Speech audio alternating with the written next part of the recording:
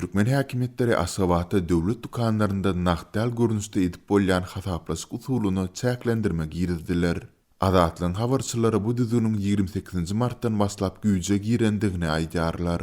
Kartlar bilen azyklary satyn almagy çäklendirmeler girdildi. Gündelik diňe 80 manat möçberinde sowda edip bolýar.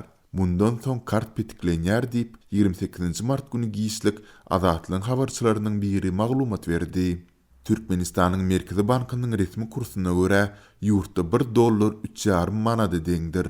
Azatlyň paýtagtdaky bu täze çäklendirmeler barada maglumat beren ýene bir habarçysynyň sözlerine görä, döwlet dukanlarynda bu barada degişli görkezmäniň ýurdun sowda we daşary ykdysady araşdyrmalar ministrliginden gelendigi aýdylýar. Täze düzüne laýyklykda bank kartlarynyň üstü bilen bir gezek sowda edilenden soňra nowatdaky gezek ony diňe 48 saatdan soň amal edip bolýar.